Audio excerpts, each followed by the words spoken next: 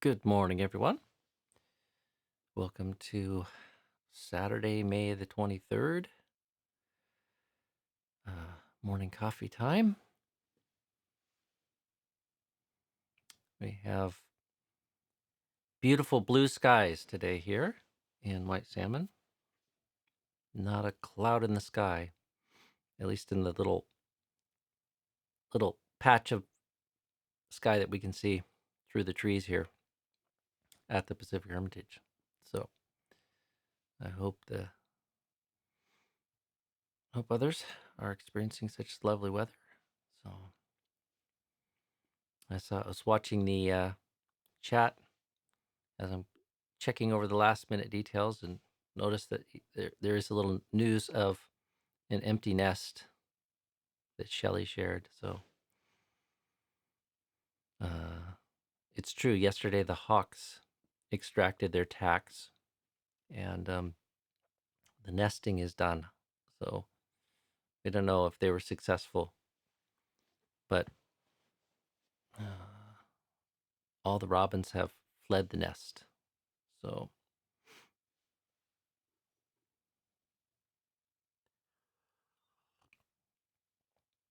we did manage to find one resting in a tree, and they look surprisingly mature in the space of 10 days or something, whatever it was.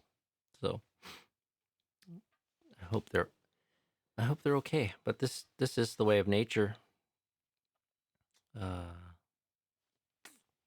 One definitely can feel compassion, but nothing's wrong. It all belongs. This is the way nature works. And pretty much on a daily basis, we see the cycles of birth and death right in front of us, living in a patch of forest.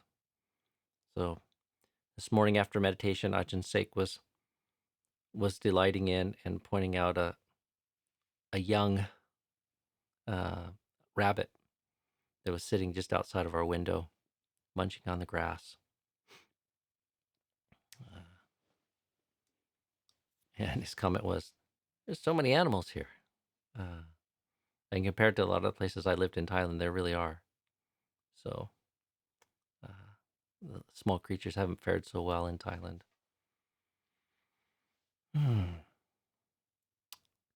So here we are, Saturday morning, beautiful day.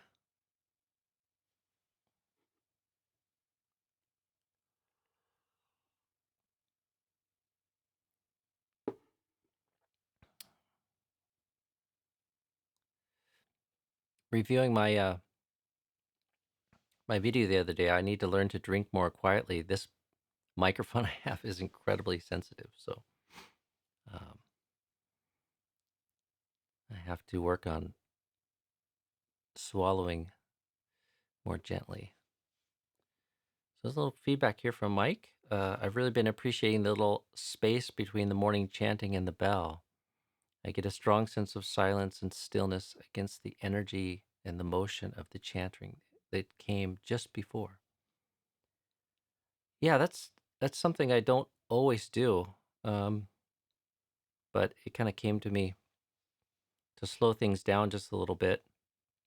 I sometimes get a bit driven trying to be punctual, and my idea is to have the morning chanting done by 6:40 so people can get on to their day and they can predict how much time they need.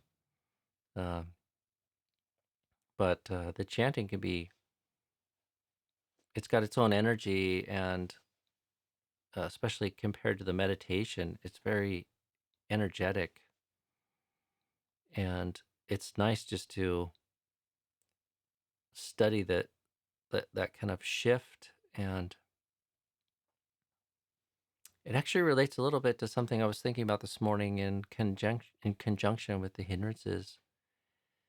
And in particular,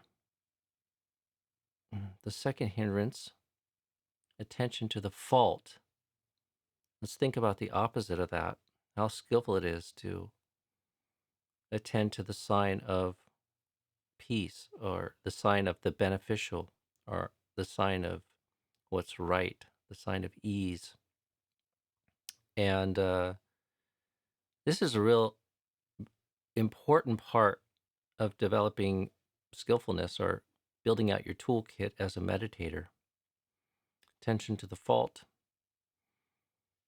Unwise attention to the fault. We're not advocating being apathetic or throwing discrimination out the window. But unwise attention to the fault is a massive obstacle.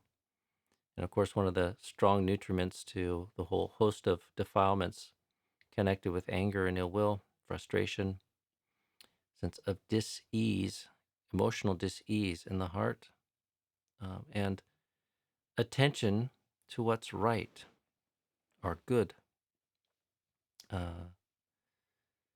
is a very kind of skillful thing to develop a liking for, a habit of. And when we finish the morning meditation, or I have a similar experience oftentimes when I finish a period of walking meditation, you might not even feel all that happy about how the mind is or how successful you were, but just moving from this more energetic state of walking, which of course on some level is stressful, let's put it that way, to then sitting down, there's this sign of ease. There's this sign of moving from a more stressful, complicated, engaged, energetic state into a more still, refined, easeful state. And I find something of that same sign is there, like, if one's really engaged in the chanting and using the body and using your mind and really giving yourself wholeheartedly to the chanting, whether it's kind of attending to the reflection or just the physical, mental experience of reading or mindfully remembering the chants and chanting it correctly in unison with other people. There's a lot going on there. It's very energetic, although if one's skilled in it, it can also be very meditative. But it's a very connected style of meditation. Like you don't have a single object, you have a diverse amount of objects that you're attending to that calls forth a certain level of energy and a certain level of concentration to kind of really stay connected, stay with it. And that's great. It really generates a lot of mindfulness, a lot of concentration, a lot of energy. And physically, there can be a lot kind of going on if you're really using your whole vocal apparatus and breathing properly. Like you really should use your diaphragm. I don't think these things should be whispered. I think they really should be chanted. If you want to explore some of the more physical benefits of chanting. And then when you stop, there's just this movement into that which is more easeful, still, serene, simple. And there's a sign, or there's a wave of relaxation there. And you move from the diversity of thought to a simpler way of focusing on the present moment, and you kind of notice the energy, you notice the feeling in the body in a way that there wasn't space for before. Like if you to use an internet um, analogy, we only have so much bandwidth, and so much of our bandwidth is caught up with just trying to remember the chanting right, harmonize, or even reflecting on the emotional, devotional side of it, or the reflective side of the chanting, and then we stop the chanting or something, move to simplicity or something. And also we have the bandwidth to really connect with different sensation there. And that can be very helpful then to launching into what comes next. It's also nice to create habits of pausing or stopping, of course. And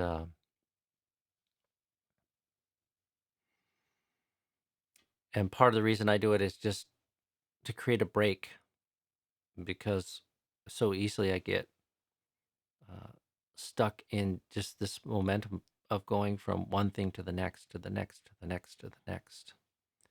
And I don't find that that is a very healthy habit. Um, it doesn't create enough space to have a more heightened sense of what's going on in the body and the mind. The mind tends to get focused in a more worldly way, and more focused on worldly values of getting, being, doing, accomplishing, getting on to the next thing, finishing that thing. So yeah, I recently just started to put a little bit more time in there so that I have a chance just to break that momentum and check in with that.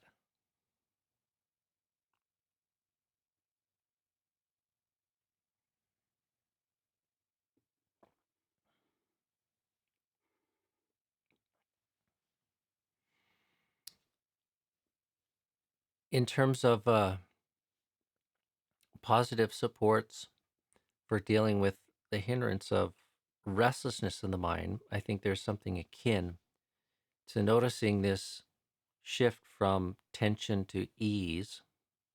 Um, I remember what Ajahn Sudanto talking about this before, even in just, I think it was in the context of telling some stories about how he was like physically just exploring the idea of like, what does it mean to let go when he was a young monk. And he talked about even just kind of like practicing sort of clenching his fist, like, as a physical kind of grasping, and like mindfully just what does that feel like? And then letting go, grasping, letting go.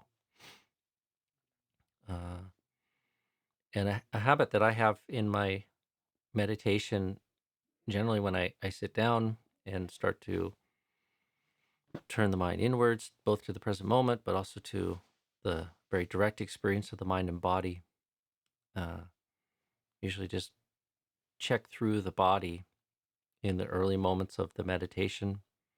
And sometimes I take, a few minutes to do it. I try not to do it in a very rushed way, uh, but paying particular attention to places of holding or tension in the body.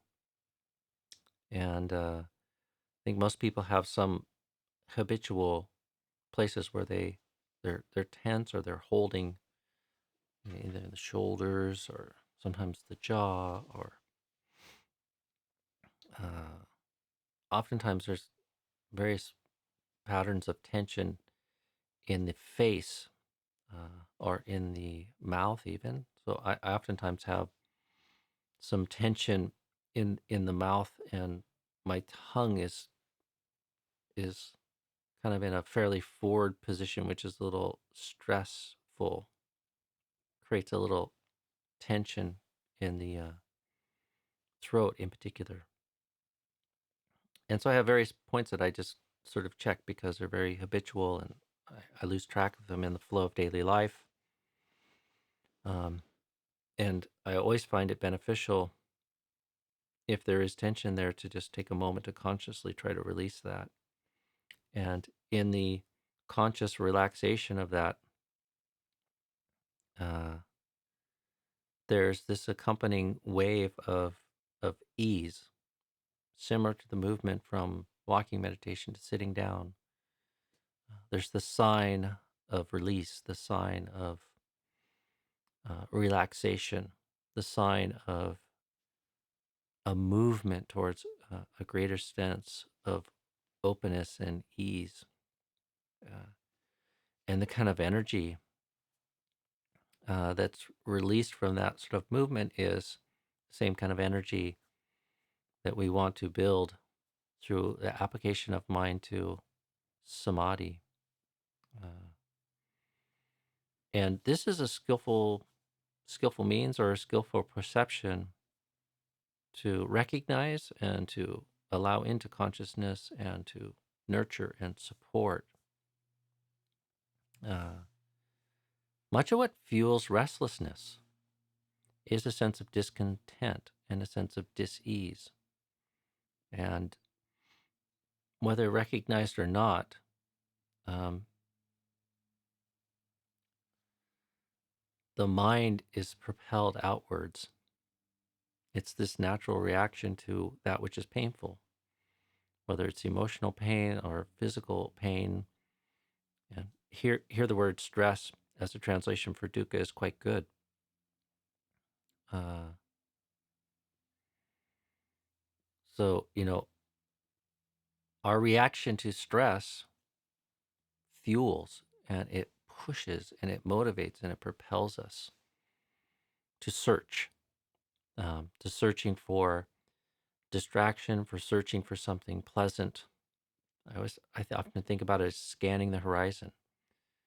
It's like when you're at ease, like you just want to close your eyes and put a smile on your face and move towards stillness.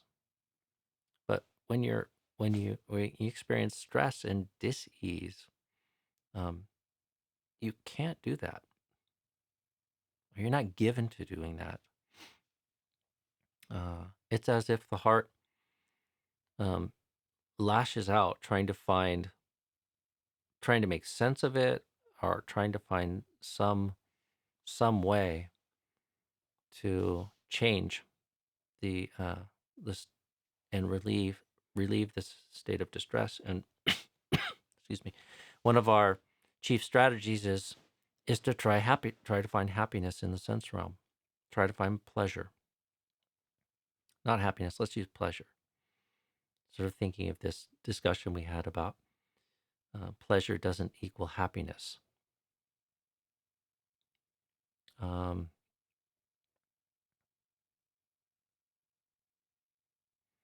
and so one of the keys to meditation really is learning to sort of uh, notice what's going on there, maybe with that relationship and how that fuels restlessness, both in body and mind. Creating ease in the body moves us towards a state of stillness in body.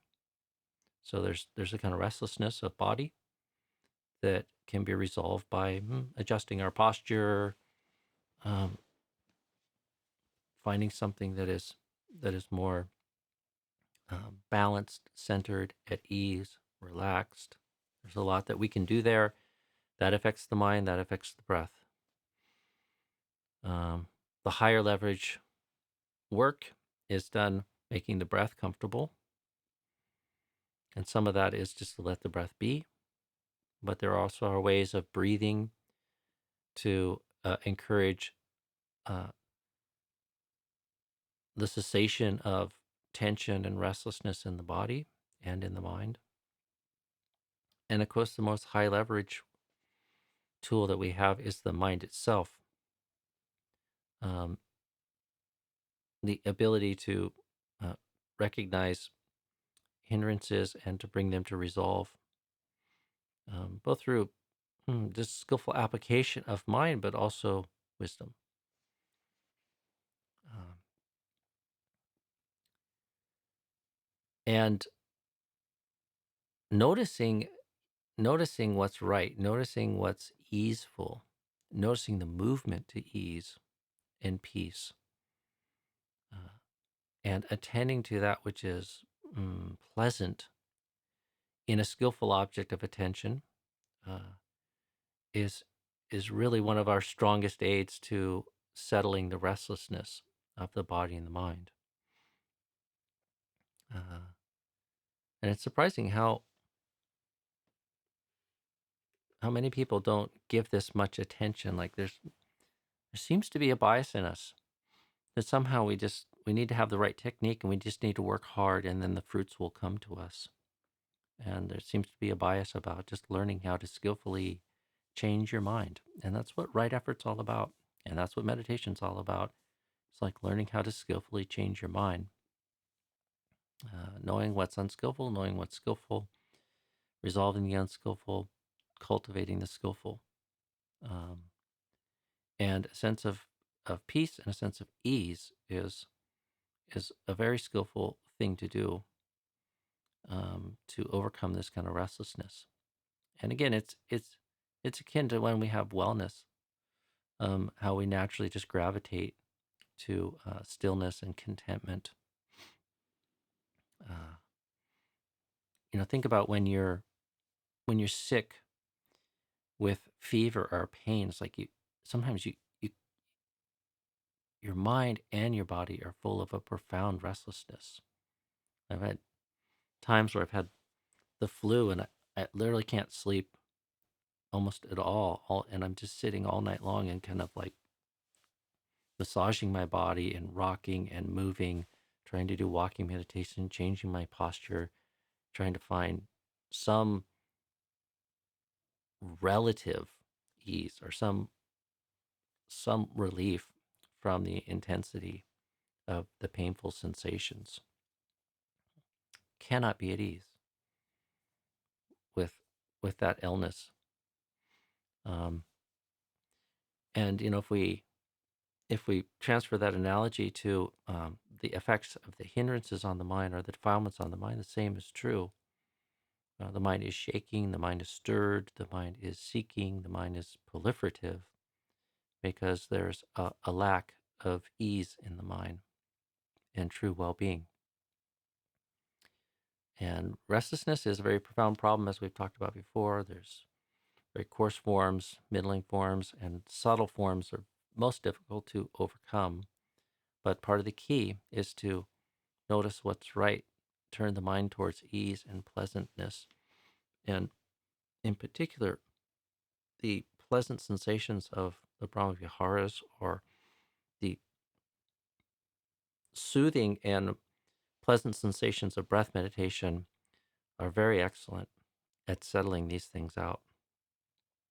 Uh, Notice what feels comfortable and easeful and almost delicious, uh, refreshing, cool about the breath.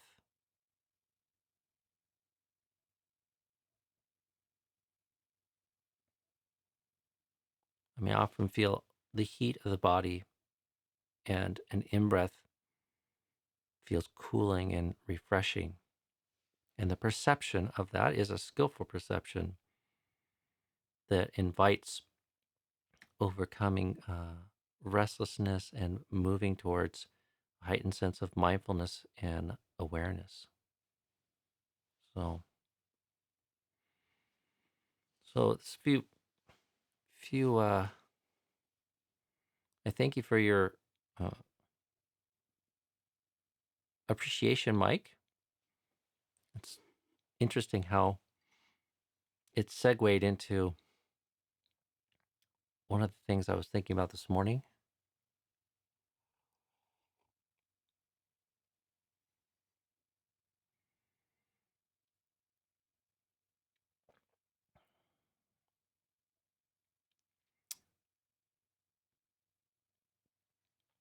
Zuri has a question here. Is there a standard meter for chanting and to know when to hit the lower notes? I keep getting tripped up when I follow along.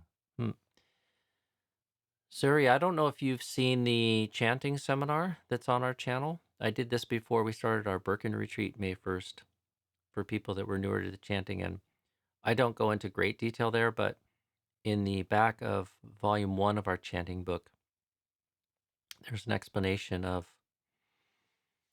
the timing and also this sort of three tone system we use. It's not really a prescribed tone. It's just there's saying something in a middle way, a high way, and a low way that's integrated in the chanting. And then there's a longer caret for the low and high notes. Sometimes that are underlined that indicates lengthening something a little bit. And it's not super precise. And in fact, if people listen to me carefully, you'll notice I make all kinds of mistakes because my initial training and early training was in Thailand, and The Thais don't have that system because they have a tonal language. So when they're chanting Pali, a lot of their sensibilities of how to pronounce something um, in their own language get infused into the way it is that they chant the Pali. And so there's a sense of high and low and timing or whatnot that comes out of their own native linguistic sensibility.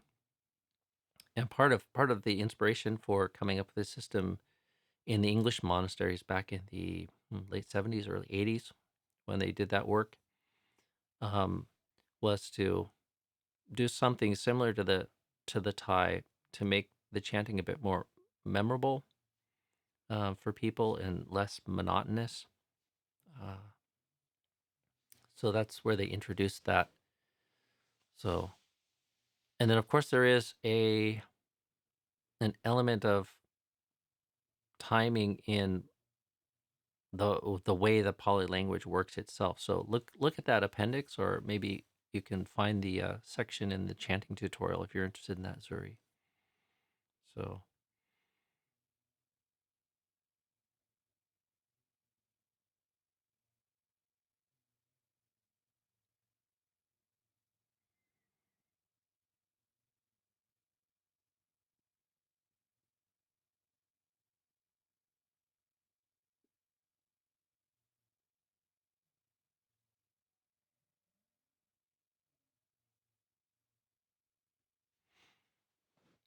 Scott has a question here about restlessness on topic today.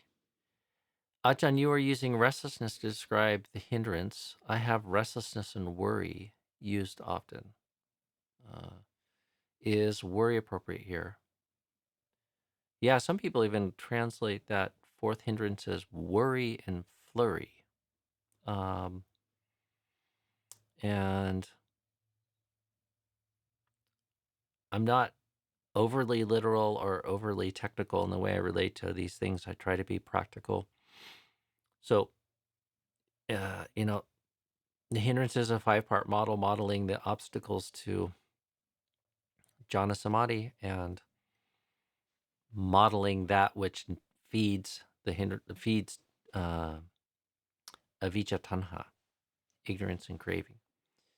So, we could debate a little bit about where to place certain things, and there's a bit of overlap in our 5-part model there. But worry is classically kind of grouped in with the fourth hindrance. So that's quite standard and appropriate thing to do, thinking about that fourth hindrance. Uh,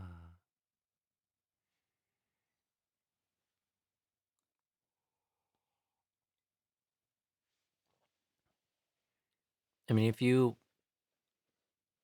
pare it down to its most elemental characteristic, it's the mind. It's the mind shaking or the mind in motion. And when restlessness is resolved, it's not like the mind is dead, but there really is a sense of the mind being solid, whole, stable. That's absent when the hindrance of restlessness is there. So, and you can get very profound sense of that sometimes in meditation. The meditation can be very delightful even, and there can be all kinds of wholesome, skillful qualities in the mind, and it's all very enjoyable. But there's still this kind of it's like a camera or something, and you're holding the video camera, and maybe you're quite still, and you can kind of see what's going on, but it's not like on a tripod. It's not solid. There's still this kind of shakiness that's going on there. Um, and then we experience this as meditators when that finally resolves to a more profound level. It's almost sometimes like dropping off a cliff or something that's been shaking that finally stops. Um, and that's experienced as a very pleasant sensation. Like there is stress, there's a sense of dis-ease, even if it's subtle, that comes along with this shaking nature of the mind. And when one experiences that stopping, that profound stillness, um, it's inherently pleasant.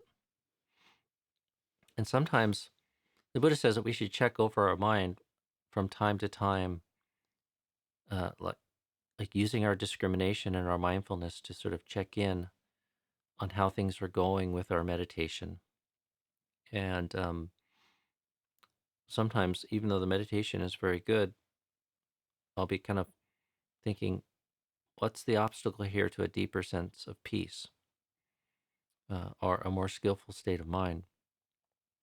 And sometimes I'll notice that most everything is good, but there's restlessness still, or a subtle sense of restlessness that I'm still stuck in or feeding in some way.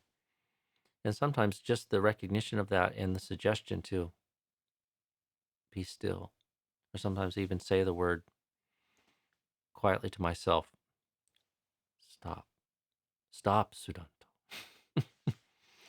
um, and we can, like, there's this mental motion that we can, movement that we can make to do that. Um, it's like, the body is sort of swaying, and then your mom says, stop.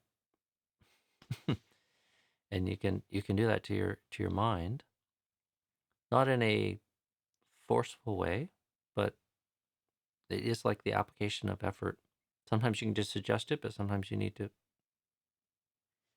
like, just bring it to stillness. And then the mind maybe starts shaking again when you relax the application of effort, but you can apply it again, and you can couple that sometimes with how it is that you're attending to the breath or attending to the object of meditation to start to overcome the restlessness and move towards a deeper sense of stillness. So,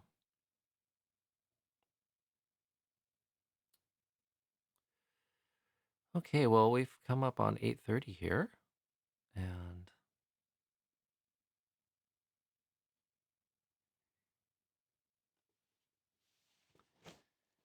let's leave it at that for today.